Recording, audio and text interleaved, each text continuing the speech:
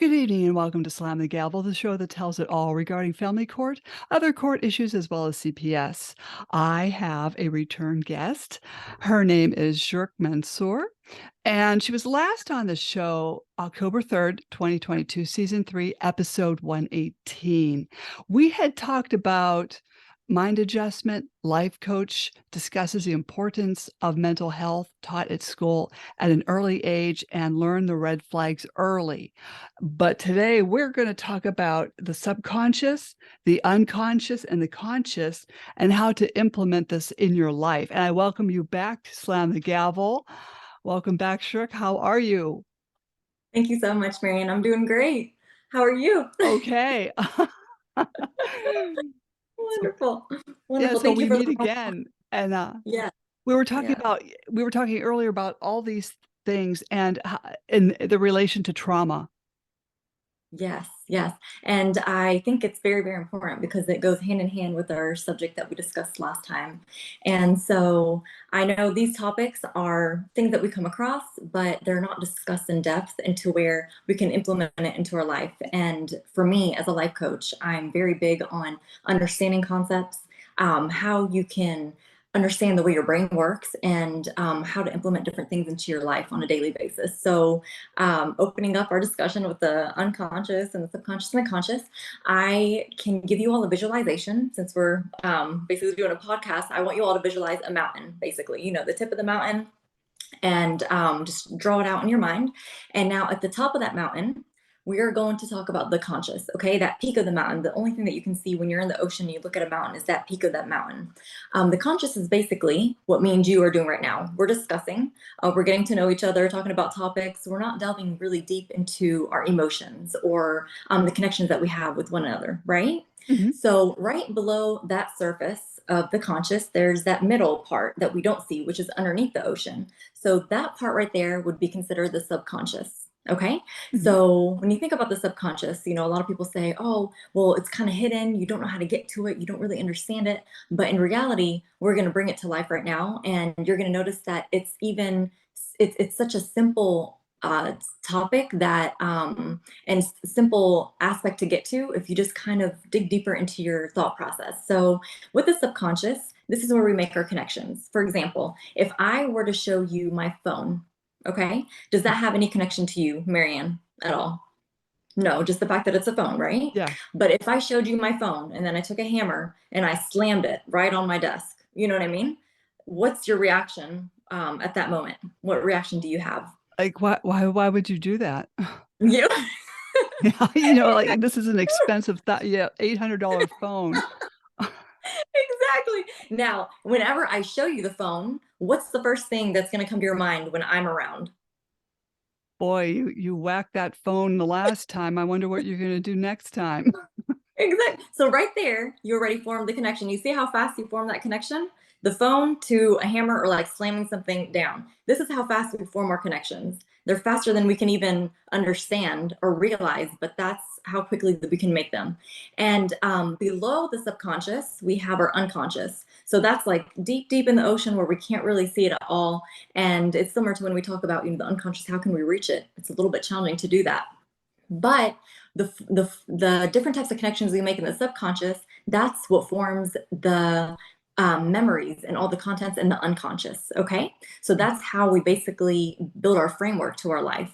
Now, how do we get rid of this unconscious? If we want to basically just reframe it, rewire it, we have to go back to our subconscious where we make those connections, those quick connections that we make every day.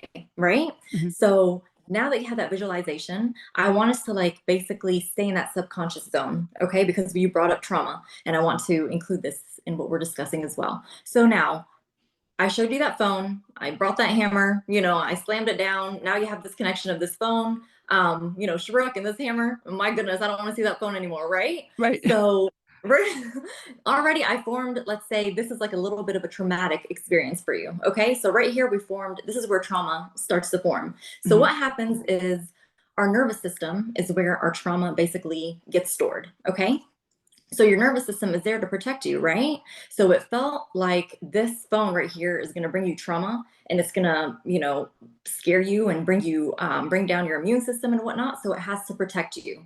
So now it's protecting you towards anything that it sees that's related to this phone. Okay. So what happens is it either goes in a fight, flight, or freeze mode.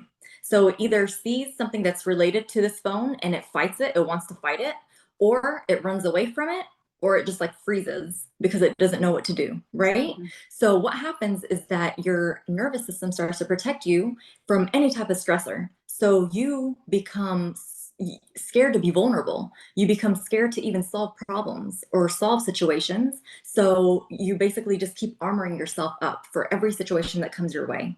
And that's just your nervous system, protecting you. But that's why we have to teach it to look at things differently. And we do that by changing those connections in the subconscious. So that trauma is always going to be there. I mean, you're kind of, it's going to be hard to erase the memory of me bringing that hammer and just Mhm. slamming it on the counter like that. But we can always try to tune it out with different types of feelings, emotions, and different types of connections. And Mhm. that's why for some people, when they want to like reframe their mind or even deal with solving trauma, it's so boring because they're so used to being so uptight and having their nervous system protect them. For example, like different types of nervous systems we can talk about is people who are in their car and they blast their music really, really loud. And you're just like, oh my goodness, like how in the world are they handling that? You know what I mean? Yeah. It's just a nervous system thing. Like their nervous system is different than the way it processes things than the way your nervous system would process it. Mhm. So, and that's where our trauma is built and stored. And so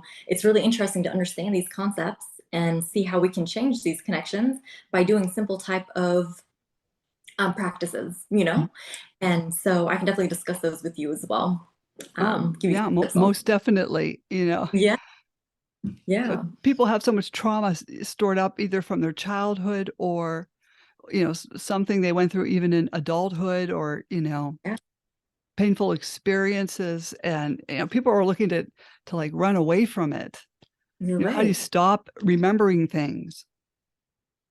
Yes, you brought up a really important topic. So if you want to try and stop remembering things and try to switch these types of connections that we have in the subconscious. The first step that I can recommend to do is always set your intention. Okay. What are you trying to forget? Or what are we want to face it, right? And Mhm. so we want to minimize the thought process of continuing those ruminating thoughts for it. But the first thing to do that is to have that intention. What am I intending to do? My intention is to make new connections. This connection that I had with whatever triggered me to think this way, I want to change that connection. So you really have to understand what your triggers are to begin with before making that intention. So setting that intention is very, very important. And then also, starting with small, different types of habits for yourself. So let's say if an individual had an idea of, every time they sat on a specific couch to watch TV at night, they heard their parents yelling and screaming and whatnot. So they always felt like, when I come to find my peace, I'm always going to have that negativity in the background as well. So, what an individual can try and do is little small steps and repetitive steps. Now, with the NLP, neurolinguistic psychology theory, it's always mentioned that at least take 30 days to continue through consistently with changing up a different type of connection that you have, and it will become a routine part of your life. It'll become a habit that you instill into your life. So let's say, you always have this traumatic experience. Once you sit on this couch, you want to have time with yourself. Little things that you can do is, let's say switch to a different location while you want to have your peace of mind, right? Mm. Um, Seclude yourself from that type of environment. Even if you hear that type of yelling and screaming, tell yourself, talk yourself through it in a different way. Instead of saying, oh my goodness, why am I hearing this? What's going on? Is this my fault? Try to switch your self talk as well. Okay, they're yelling, they're screaming, they're going to get over it. There's a problem, there's always a solution. And right now, this is my peace, and I'm going to take my time, to relax. So, making small steps, switching to a different location could be one thing. You do it for like a few days. Then you start to understand, the self talk that's coming from what's occurring in that argument or whatnot. Then trying to relieve yourself, self soothe, like that last week, doing meditation, doing different types of techniques, but taking things slowly to where you get these connections switched up and reframed even in your mind. And then you find yourself, eventually forming new habits. And even when you start hearing these things, they're not going to be, the trauma's still there, you know, the effects are still there, but they're not going to be as loud as they were at that initial point, you know? So yes, trauma is always going to be there, but it always makes us stronger as well. Because if you trauma when trauma comes around, you have to search for things inside of you that trigger these types of things. And it's not just these things that trigger you towards this type of traumatic experience. It could be things that trigger you towards other things as well in your life, because trauma does generalize in everything, you know? So once you're able to discover how you can find these triggers to this type of trauma, traumatic effect that you've had in your life, then you can kind of also look at different aspects of your life and see how you can find peace within yourself in there as well. So you become basically like the doctor for your own soul, for your own inner child, you know? It definitely takes practice and it takes time, but it's possible. Like every problem has a solution. Yeah, I know people are impatient, because Yeah. everything with technology, everything's at your fingertips quickly. Oh And, yes. some people, I don't know, like how I know you said it takes a while to get this into your system and, do a new habit. And some people, I don't know, do you find that some people can't? Oh yes, I a lot of people feel like they can't, yes, because they come in with this idea that, you know, this traumatic experience has traumatized everything in my life. Like all they Mhm. see now in that moment is they're drowning, you know what I mean? And there's no way to see out of that situation. But although it may take a while to get to where you need to be, once you start making these small changes, you'll start realizing that there's more peace within you, and that will encourage you to move forward. And of course, like you mentioned, very, very good thing that you mentioned, you know, now we're in more fast paced life. Now, what you can do though, because we are in a fast paced life and we have the technology, there's so many things app wise that you can use as well. You have brown noise that you can utilize. You know, you have apps that give you brown noise, you know, green noise, white noise, anything that can help you relax, help you sleep, help you stop ruminating about things. So yes, if you are more of the type of person that wants that fast type of effect, it may make you feel a little antsy at first, but at the same time, if you are more on that technological side, there's so many things that you can utilize app wise, you know, that can help out even in the moment. I think people who are more technologically advanced can actually find answers really quickly because they know how to search for things. They know how to, you know, if there's a problem, they know how to find something to solve it. So you have actually quicker access when you're able to utilize, you know, technology as well. It's just that you want to give yourself also time, you know, when you're going into this, to understand that even if I find different things throughout this period that can help soothe me quicker, I want to be able to take this time to, you know, heal what I'm going through. Because if we don't heal, and this is something that I want to mention, going back to trauma, if you don't heal your trauma the way it's supposed to be healed, then you're always going to be dealing with situations in your life the same way you've dealt with it at that really traumatic event that occurred in your life. So it's kind of like you're mentally still there. And even when you deal with situations, you're dealing with it at the age that you were dealing with it throughout that really traumatic experience in your life. So you can move quickly and you can want really fast results. But at the end of the day, then you're not really giving yourself the time to heal. So when you give yourself the time to heal, you're going to realize that, okay, well, my mental capability and my emotional capability are equal and they're balanced, and now I can move forward with things. But if you want things to happen real quickly and you're not taking the time, you're going to realize, okay, I'm moving forward in my, you know, like my emotional intelligence, but then again, something's holding me back. And that's where we always go back to the unhealed trauma. So yeah, you brought up something very, very important. Well, I think you did too because, I try to tell people that, when you had trauma at the age of, say, 12 or 15 or 16, you've gotta deal with that and find some way to fix that because later in life, you're gonna repeat this process, and it's not gonna be good for people around you as well. Yes. Yes, you're definitely right. Yeah. I mean, the thing is, like, even when we have unhealed trauma, if you have a memory that's associated with this unhealed trauma and you don't want to solve it, right? You say, you know, I want the quick way out. Anytime you go back to revisit this memory, your memory is always so fuzzy. So you're always making new stories and you're always causing yourself more emotional pain than it really is. So anytime you revisit, you're adding a different story and you're causing yourself more pain and you're not solving the situation. So Mhm. it's going to be projected. We call this, theory in psychology, projection. So whenever you feel something and you can't deal with it, you're projecting onto other people. Same with bullying, when we discussed in our previous podcast. When kids bully or when adults bully or whatnot, they're projecting basically how they're feeling onto other people. It's a message, it's a sign. It's not always the person in front of them that's causing them to do that. It's basically why they're feeling a certain way and why they can't deal with it. Mhm. So, also going back to the memory aspect, when we have, let's say, a crime scene that occurs and there are witnesses. Usually, when cops come around, detectives and authorities, they want to get information within like an hour's worth, time, or as soon as they can, because the memory at that moment is so fresh and they don't want any type of other memories to, or thoughts to come in and basically like switch up the story. So if you think of it in that way as well, that makes sense because they want to make sure that your memory is as clear as possible and it can be detected right away.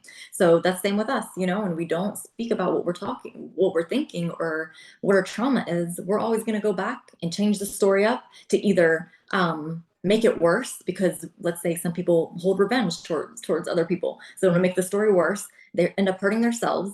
They end up, making it a bigger deal than what it is, and they don't solve it.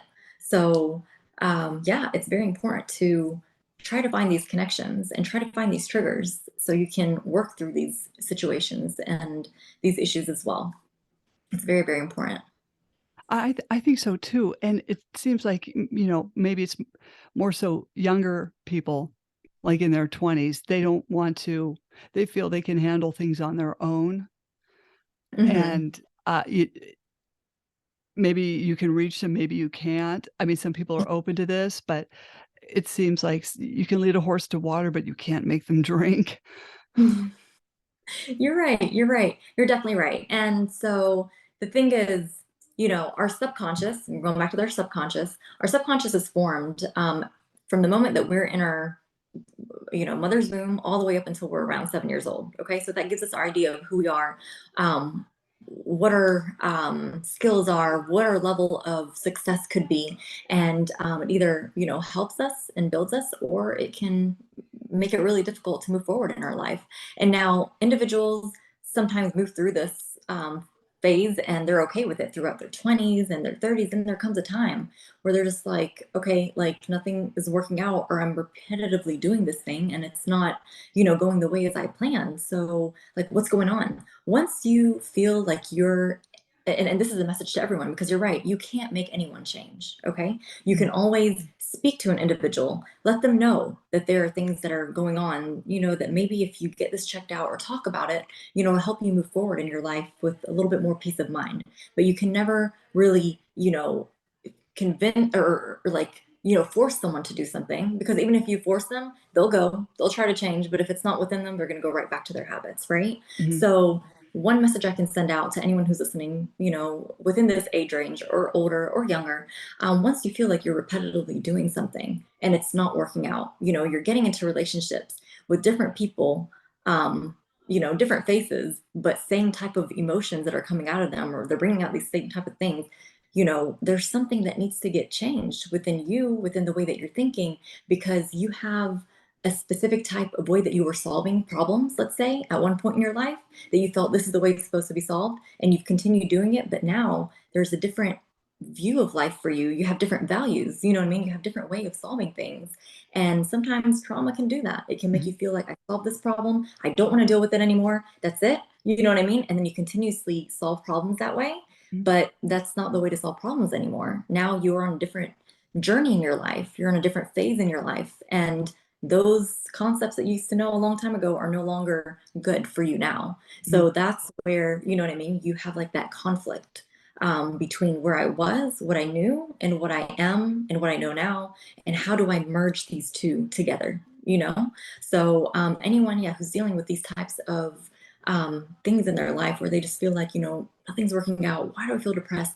Why do I feel anxiety? Why do I have these memories, popping out? Sometimes you start to think about things in the past and you're like, why is this bothering me right now? These are little triggers, things that you do Mhm. that trigger these memories that are trying to lead you to understand that, dig deeper into what your thoughts are, because there's something there that's that's at the base of making you feel the way that you are. So yeah, I love that you mentioned that, Marianne, because yeah, a lot of individuals feel like, why should I be seen, for this or whatnot? Everybody does it. Everybody's okay with it. If Mhm. everyone, and that's why just when you heal your trauma, you become very unique.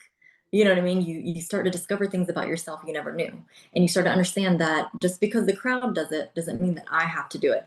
You start to find that you're a leader, not a follower. You know what I mean? So there's so many amazing things that come out of this that some individuals don't realize. But when you do come to the stage of saying, look, I want to make myself a better person, it may be lonely at times, it may be challenging, it may be scary at first, but once you get through it, you're a whole new version of yourself you never expected to be. So yeah, I love that. I love that.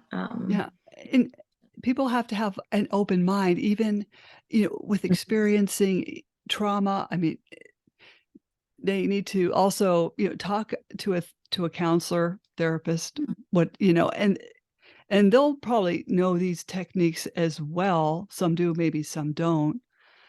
Yeah. And some people think, "Well, I went to that counselor and I didn't get along with them, so I'm done with that." But I always Yeah. tell people to, try another one because you might click with that person.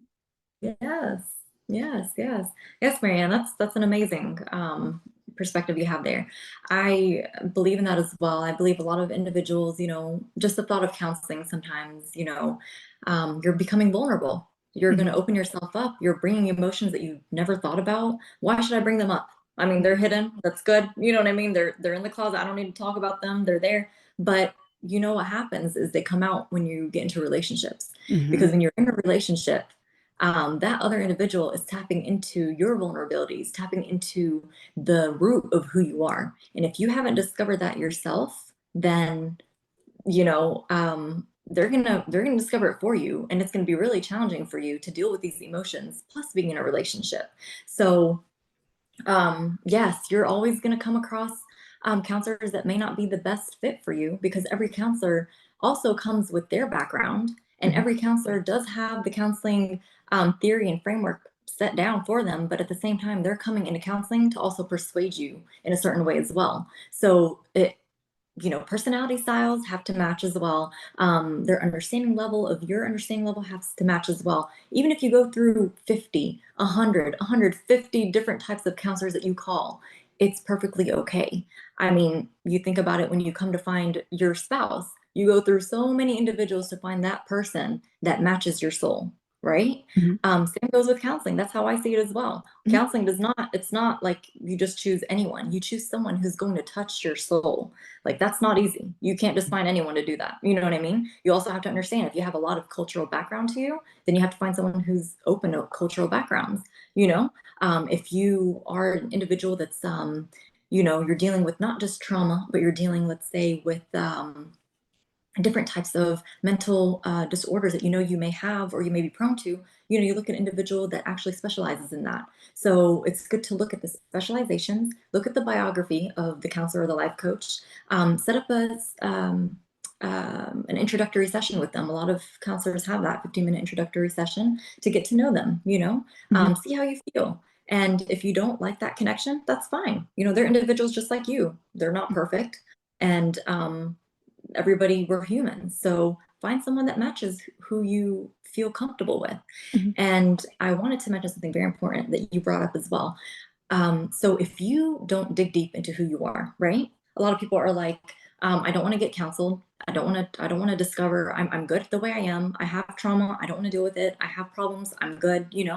Um, one thing that's very important is, I'm going to give you a scenario. Okay.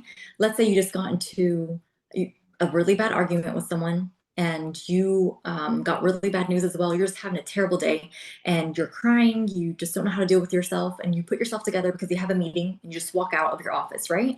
You're mhm, walking down the street to get to your office. Let's say you walk by a counselor or just someone who's very empathetic.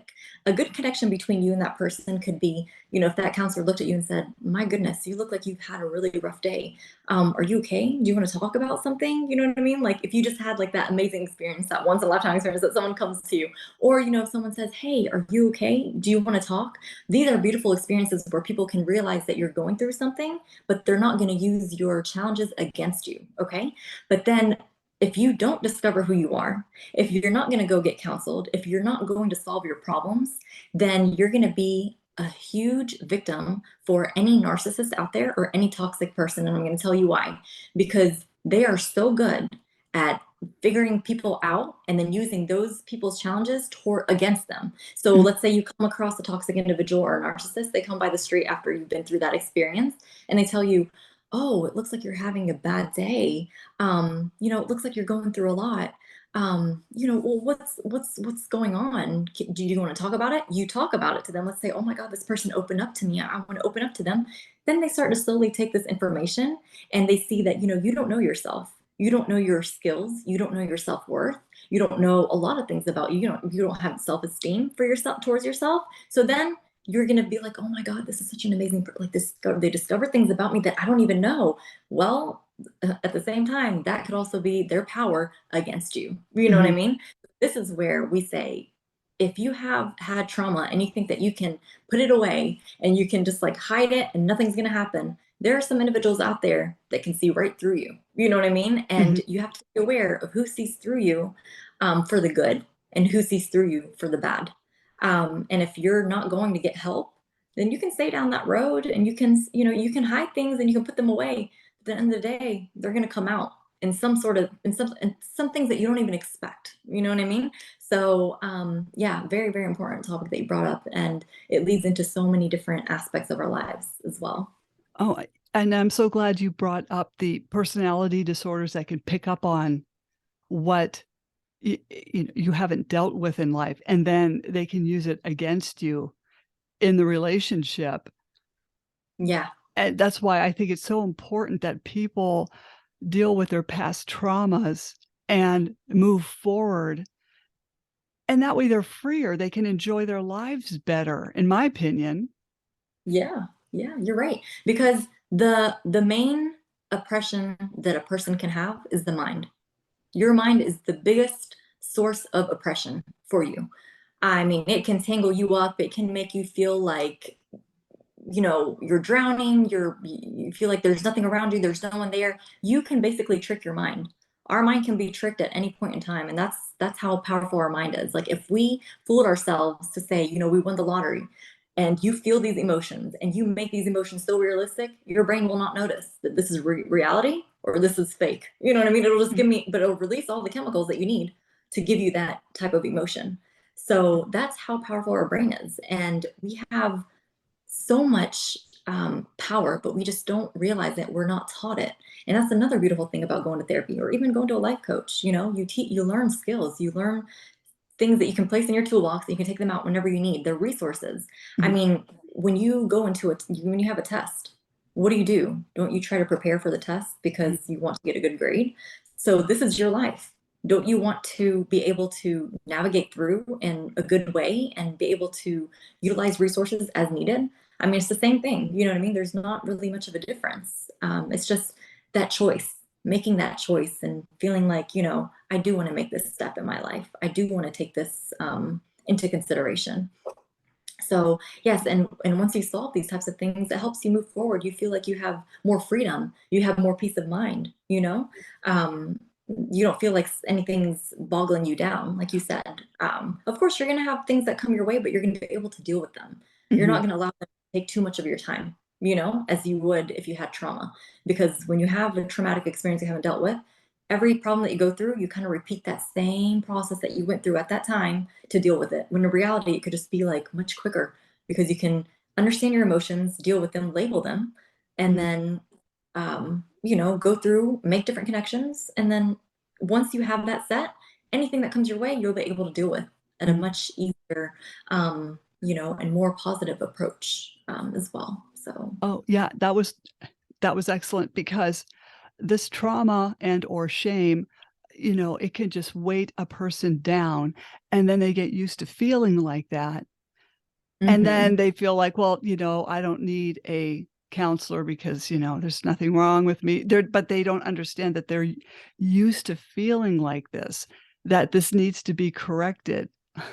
But then again, how do you get them to see or talk to a life coach or a counselor?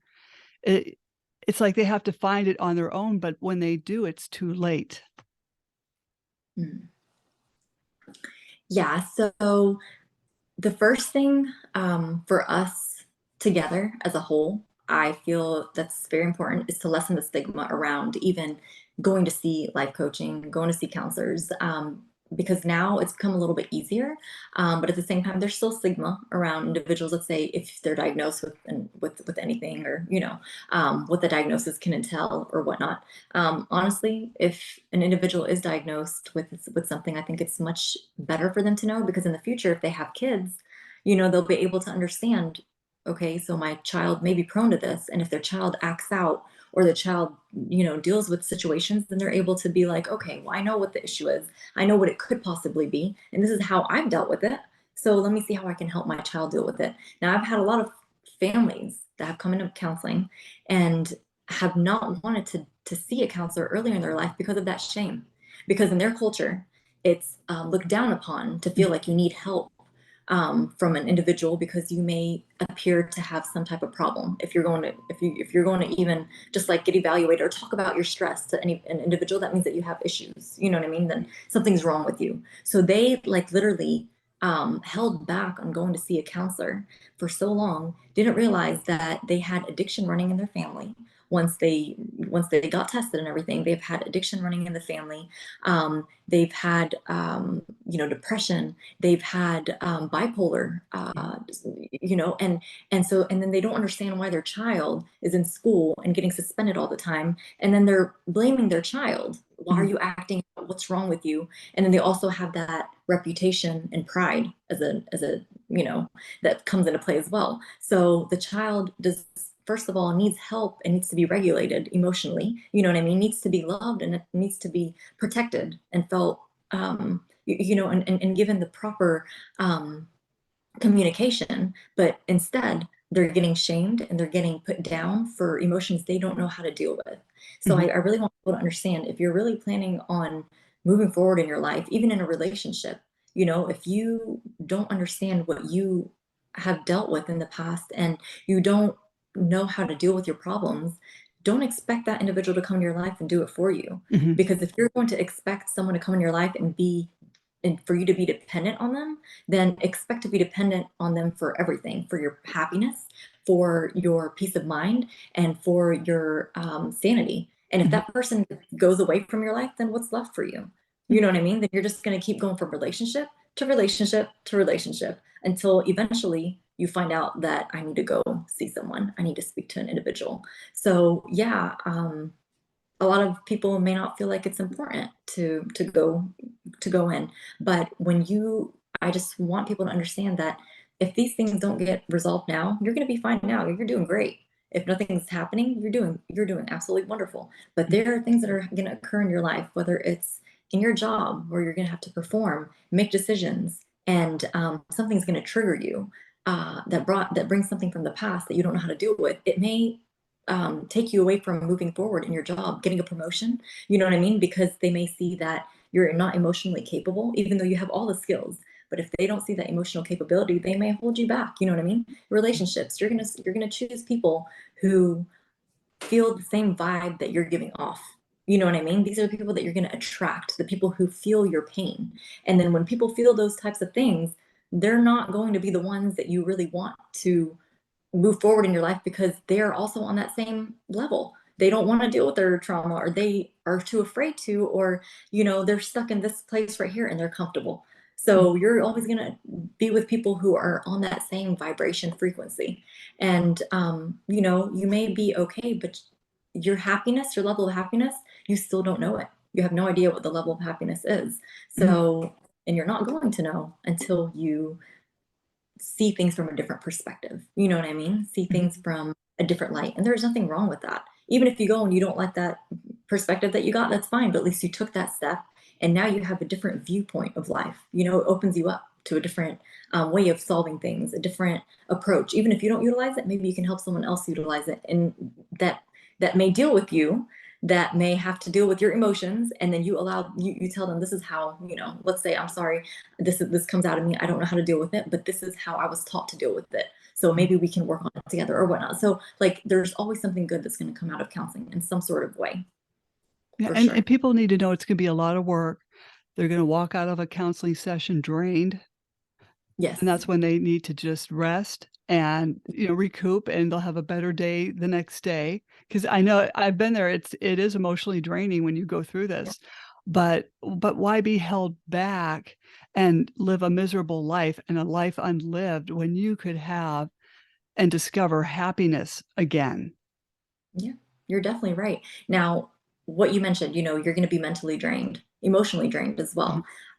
When you, I mean, look at your emotions, think about our emotions similar to a muscle, right? mhm, You haven't worked out at the gym for 3 years and now you're going in and you're going full force, right? You're going into a boot camp, 2 hour type of session, and you're going in full force and you leave that class.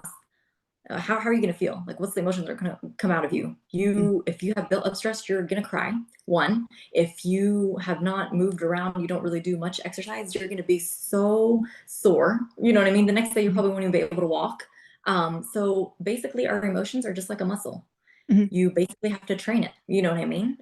Even when it comes to your mind, you may even get headaches because you're expanding your brain. You know what I mean? You're mhm, expanding the your brain's functioning.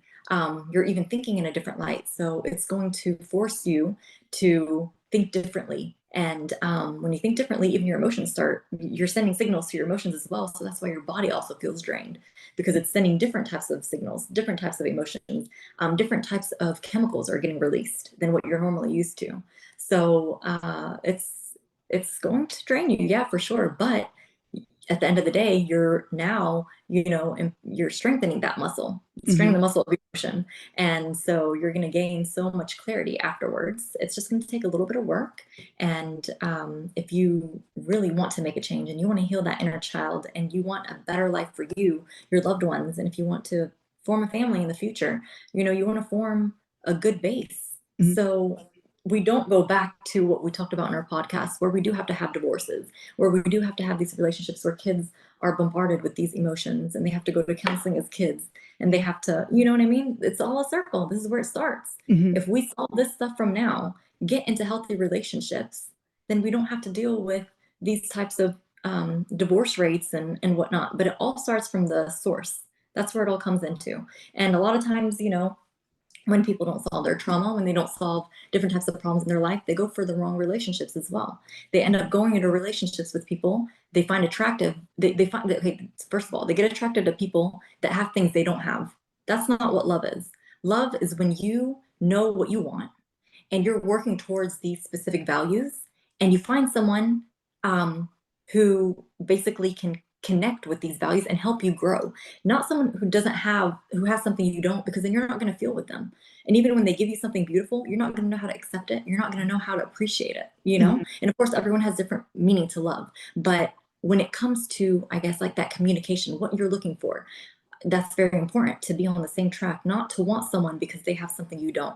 What happens when people get into relationships like that? They get into relationships, they say, oh, he's amazing or she's amazing, oh my god, look, she has this, she completes me, whatnot. mhm, Then the arguments start to happen because they're not meeting eye to eye. He has everything I want, but I don't understand. He's giving me this type of love, but I don't understand this type of love, you know what I mean? So mhm, what happens?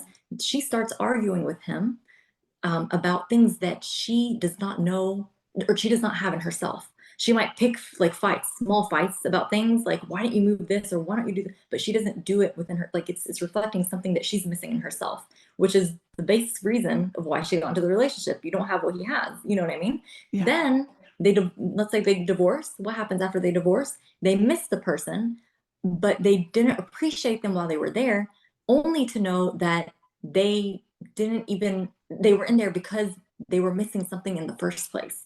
So a lot of people, you know, that I have in counseling and whatnot, we always talk about, you know, why are you missing this person? what exactly are you missing out of this relationship? And sometimes they tell me the way that they used to love me, or, the way that we used to go out and have fun. I'm like, okay, but can't you learn to love yourself better? Can't you set up more time for yourself to go out? I mean, take yourself on dates, go with your friends. You know what I mean? So these things are not what you need in a relationship. Things that you can bring for yourself. You know what I mean? This is what you have to discuss before getting into relationships. So then you have kids involved, let's say, then they have to deal with this. You know what I mean? So this is where the source of divorce happens, when our traumas are not um, tailored to, when they're not healed. We just go into things because we feel like this is going to help us. So many individuals go into relationships because she's going to make me happy, or he's going to make me happy, or she's my peace, or why do you have to find your peace if you have peace within yourself? You know what I mean? You hear that all the time. He's my peace, or she's my peace. That's a very scary thing when it's said. You know what I mean? Because if she's your peace, what are you? What are you to her? What are you to him? You know what I mean? So it's really important to take these aspects into consideration Oh, as I well. agree. I agree. I won't keep you all afternoon, because I know you gotta get going, but I'd like to Oh have you God, back on again. thank you so much, Marianne. You're amazing. And I love our discussions. I love the way you analyze things. You have a really good eye for things. You look at things from a different perspective. And it's wonderful to have like-minded people that, add beauty to the world as well. And very honored with your presence. So thank you so much for having me, Oh, Marianne. well, thank you. I'm honored with your presence and everything that you said because it just means so much, and I hope it helps a lot of people listening to this. I do as well. Thank you so much. Well, hey, don't jump off. S Okay. Slam the Gavel is a podcast to help the public understand what really goes on in these family courtrooms. I'm your host, Marianne Petrie, author of Dismantling Family Court Corruption, Why Taking the Kids Was Not Enough, and Cry Out for Justice, Poems of Truth. Please join us again here with Shurouk Mansour here in the future and other exciting guests. Thank you again. Thank you so much, Marianne. Take care. Okay, you too.